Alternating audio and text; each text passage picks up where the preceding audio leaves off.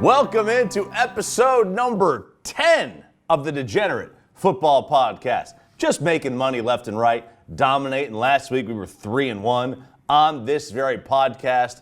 Let's do it again this week. Got 2 selections in college, 2 selections in the pro, as per usual, or usual, as I like to shorten that word too. So let's start with a little bit of college football. College game day, if anybody goes to it, is in Columbus for the Ohio State and Penn State game. Good game, top 10 teams, both of them. Ohio State can really wrap up a Final Four berth with a win. Penn State can claw their way back in, but it's Ohio State as a 18.5-point favorite. Bo, how do you like this one? 18.5-point favorite. So we actually like Ohio State in this, and that's where we want to start. It's a big number. It is. The utter dominance, RJ, of Ohio State. First of all, Penn State is the 3rd best Big Ten team in our power rankings and still a top 10 team in the country per our power rankings. Wisconsin's the only Big Ten team ahead of them. This is an old school rivalry game. Mm-hmm. And still, Ohio State's laying 18.5, and we're still telling you it's not enough. Wow. Ohio State is 8-2 on the season against the spread with a margin of victory per the spread of 41.7 points. Oh my God, 41! That's number 1 in the country. Cumulative margin, ATS margin, 14.7 points. That is, again, number 1 in the country, and both of them aren't even close. I'm drooling with these numbers. This is great stuff. Ohio State takes your soul. They don't beat you. They take your soul when they do this year.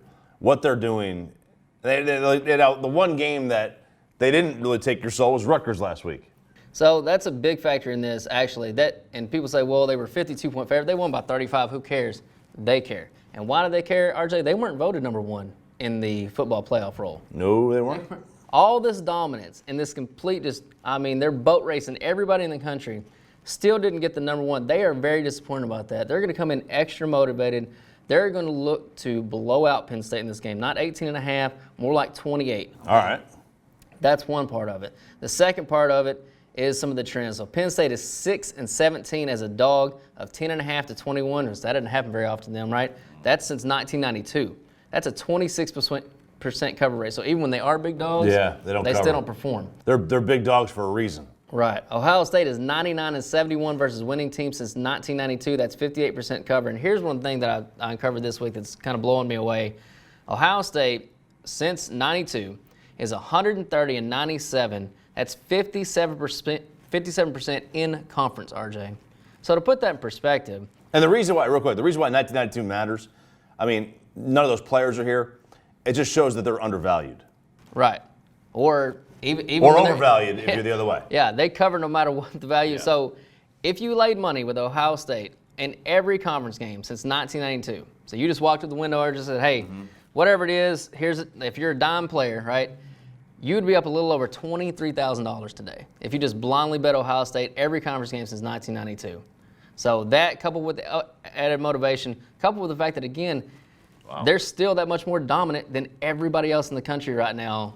Let's go Buckeyes. I'm going to start doing that, $100 a game on like Ohio State, and let's do it. Yeah. Sounds good to me. All right, another game. This is our Degenerate special of the week on the Degenerate Football Podcast. Arkansas State +1 against Georgia Southern. Home dog Arkansas State. First of all, the Red Wolves have a quarterback named Lane Hatcher. You know who this kid is, Chavi? No, but I didn't know they were the Red Wolves either. There you go.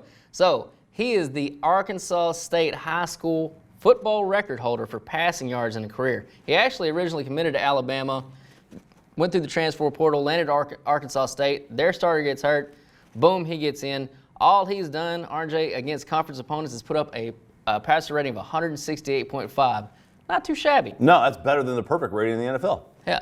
So, but the real reason why we like this game is always the value. The value here is incredible. Arkansas State last week was favored by 14 against Coastal Carolina, who is only 1 point worse than Georgia Southern in our power rankings. Okay. But yet now Arkansas State is a 1 point dog. That's a 15-point flip. Okay, something doesn't smell right here. Exactly. So we believe it's the performance on Arkansas State's side last week in which they had 14 penalties for 116 yards and 5 turnovers, and they still won the game. And you couple that with the fact that Georgia Southern looked good against ULM, covered last week. They had their patented triple option attack working, but Arkansas State is the play here. Go Red Wolves. All right, Arkansas State. Let's go to the NFL. A couple of teams here in this game that were thought of having bad seasons. One's turned in a bad season. One has been a surprise. Jets, Raiders, but we like the Jets +3. Why? Do like the Jets +3. This is more of a matching and timing handicap, and of course the algorithms do support it. So Oakland is coming off 3 straight home games, all 3 victories, and 2-1 against the spread. So they've had a real nice boost in the middle of their season with this home stretch. But now, RJ, they got to travel all the way from west to east on a noon kickoff, right? West to east on a noon kickoff since the year 2000, 47% against the spread if you just bet it flat, no matter what the matchup, no matter what the line. So you already got the algorithms, and you've already got that trend working for you. The Jets are 7-2-1 in the last 10 games at home versus a winning team, and Oakland is 4-10-1 as a road favorite in their last 15, and 3-8 on the road overall. All that's ATS. So matchup-wise, now we get to the matchup. So we got the location, now matchup. Oakland, what do they like to do, Chop? They love to run the ball. Run the ball. Josh Jacobs. 28.3 attempts per game. That is 8th most in the league. They're gonna run. They're not gonna try to not run. That's just what they're gonna do. So they're not going to blow you out. Not going to. And RJ Choppy, do you know who has the number 1 D in the NFL per yards per game in that perspective? Per rush yards per game? Per rush yards per game. I'm going to guess the Jets. The Jets, 79.1. And RJ, do you know who the number 1 team is in the NFL? YPA defensively against rushing. Okay, so this is even better because they don't have a lot of rush yards against them total because they're always losing. Actually, that wouldn't make sense. No, they would have to be the other way around. Right. Completely scratch that for the record. I'm a moron. Listen to this guy. I would guess it's the Jets. It is the Jets, 3 yards per attempt. So they're allowing the least amount of rushing and the least amount per attempt. And to RJ's point that he just made, they're usually losing, which means teams are trying to run the ball more than them than passing because it's not like they have to catch up in the fourth quarter. Right. So add all that together, location, timing, the way this is going out, we love the Jets +3. Actually, I kind of like the Jets to win this game. Hey, look at that. If you want to bet the Jets on the money line instead of the +3, you can save your dime big up front, right? Because you have to lay 110 if you get them +3. You can add an extra 30 cents in your back pocket because they're +130. So you're laying even money up front, get an extra 30 cents on the back end. Jets +3, let's go. I love talking in cents and dimes and all that stuff. It's good times here. Finally, as my brain ended in that comment about the Jets run defense, we've got Cowboys and the New England Patriots. I call them New England for whatever reason, but that's what they are. They are going to – I have the Cowboys. This is my pick here. I got the Cowboys covering the 6.5. I don't know what the algorithm has said in this. I don't know what the computer program has said. I don't care. I'm taking the Cowboys plus the 6.5. I think it's a bet. Not only did I take them 6.5, I took them money line plus 230. Woo! Okay, you are getting a talented football team at almost 2.5 to 1. Like, that's just a value you just can't. I don't think you could pass that up. You don't see that in the NFL. No, not with a team with a winning record and that kind of pedigree. New England's got offensive problems. The Cowboys destroyed Philadelphia. New England barely beat them. Beyond that, I think the Cowboys' offense, the Patriots do not have the ability right now, the way they're playing, with the injury questions to Sanu and Dorsett, the way Sony Michel's not playing. He's not playing well. I don't think they have the ability to keep up with the Cowboys' offense. I think the Cowboys have a chance in this one of putting up a big number, 28, 30, 31, 35 points, and I just don't see New England being able to keep up with that. So, just to let you a little insight here, we don't talk a lot about these matchups and stuff during the week. James or myself will text Choppy a few nuggets we find right throughout the week. Choppy, you might text us, hey, heard from a buddy around the league, this or that or whatever about a player. Usually Choppy sends me, one late night text a week like, what are you wearing? I don't really know what that's about. I do, but that's really just for my own personal stash. It's usually big, comfy house shoes and some plaid pajama bottoms. Absolutely. I'm a pretty boring guy, right? But anyway, so the algorithms, you mentioned that. They actually are split on this game, which historically makes this game a coin flip per our system. So 50-50, across the board. Is that a coin flip from the end result or the against the spread? Against the spread. Okay. Against the spread. That is actually an awesome situation for the Cows. It's about the best you could hope for because Tom Brady in his career is, since 2003, all starts, Tom Brady, 150 and 83 against the spread. That's 64%. 64%. So that means, going back to what we were talking about earlier about Ohio State, if you're a dime player and you just bet every Pats game that Brady started since 2003, you'd be up about $59,000 right now. If you just went to the window and just laid it down. 59,000? 59,000.